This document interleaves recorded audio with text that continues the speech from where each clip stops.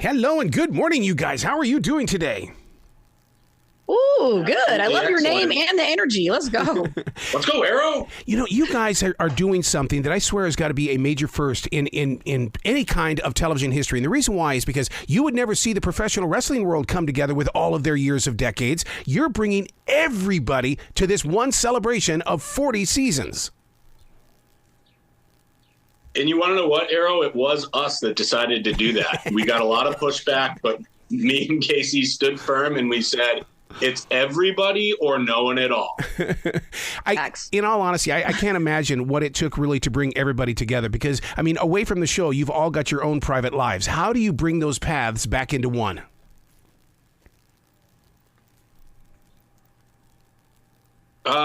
So it's a great question that I think, you know, when looking at these four eras and what everybody is going through to get there are so many individual hurdles. There's so many people here with families. There's so many people here with real careers, jobs. Not that this isn't a real one, because I guess it is mine, but there's just so many hurdles for everybody. And so everyone's battling something different. And the way that we all managed to kind of link up and make the timing work is really a miracle in and of itself. So the season is kind of built on the shelf of magic, and that's going to come through, and I hope everyone enjoys watching it play out. Well, you guys are playing a real good game when it comes to keeping it connected to the social media world, because this coming Thursday, I'm going to be talking with the podcast of the challenge, and I hope to God you guys are invited on that podcast so that, you know, you guys can continue sharing the inside out, the dirt, the action, the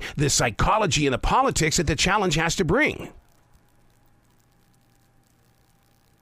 Yeah, I agree. I feel like that's the probably the most effective way to be able to understand what is going on in the house when it comes to the politics and everyone's thought process and what's going on inside, because there's only so much that you can see from the outside. So I think it is really important, you know, for the podcast and all these little inside interviews to see what is, you know, the inside scoop of what's going on in this game and in this house, because there is a lot that people do not see, of course.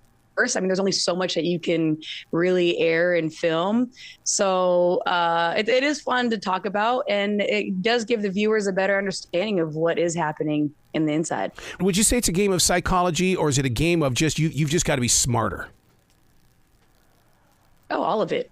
Yeah, all of it for sure. I mean, you gotta have some kind of street smarts. You gotta have some kind of, you know, idea of how to communicate with people and so many different, you know, characters. It's a lot. It is a lot. There's so many different aspects to this game. Yeah, there's IQ, there's IQ, there's EQ, and then there's CQ, and that is challenge intelligence. And it's a blend of the two of them with a little bit of something else sprinkled in.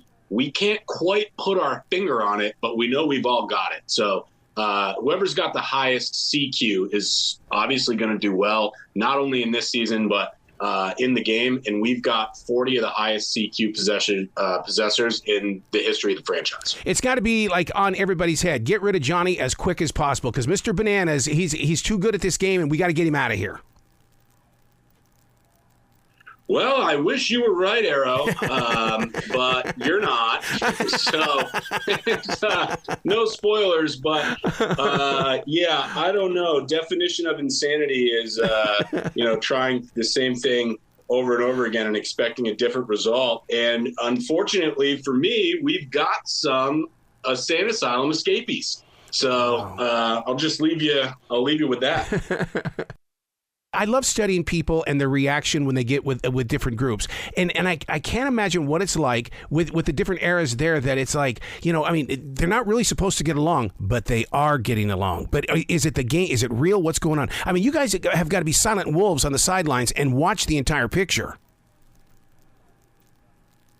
I mean, yeah, it's interesting. It's because, I mean, you have different eras. Like Era 1, they have so much history with each other. Era 2, they've been doing this for a while, and they all have their history. It's like it's kind of like a game in itself. Like, are some of these people still friends? Are they still? That's it. Do they still have grudges from back in the day? Are they still? You know, so that's a game in itself, trying to figure that out.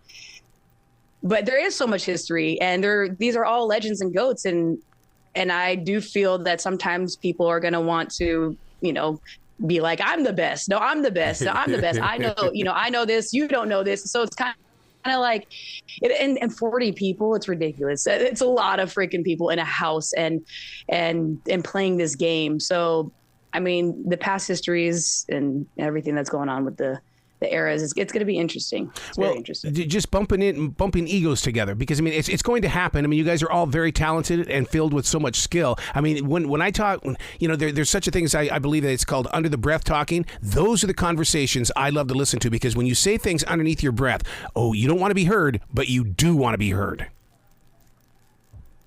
Yeah, absolutely. There's a fine line there, and that's one of those situations where each era truly does that metaphor in a completely different way.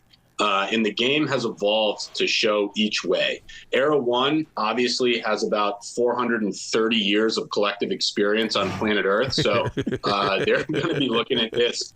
They're going to be looking at this differently than someone like Era 4, who have kind of evolved with the game and created a new skill set in how they're going to have those under the breath conversations. So watching all of those strategies get put in a blender it's interesting. It's fun to watch even in the house, and it's going to be fun to watch on your TVs. See, it's that different age group and skill level. That right there is one reason why I love to watch this. And the reason why is because they have got to go to the younger generation to get that new stuff. That means that they've got to go negotiate, and they've got to use the politics to get them to at least share something. Even if they don't join that era, just give me some dang knowledge, man.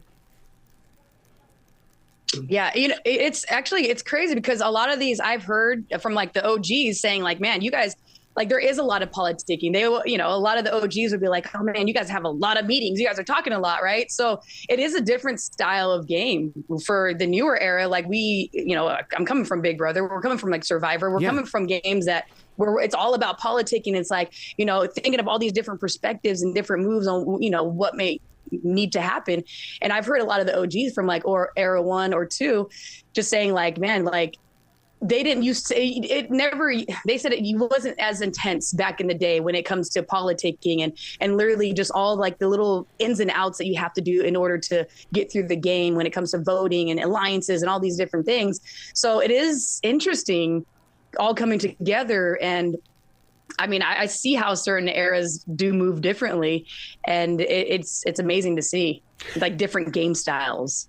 The challenge on MTV, it's coming at the perfect time right here at the end of the Olympics. We are all starving for some action, some competition, and some real good winning. So congratulations on being in the right place at the right time. You got it, Arrow. Thanks for having us, my man. Thanks, Arrow. Well, you guys be brilliant, okay? We're going to give it our best shot, baby.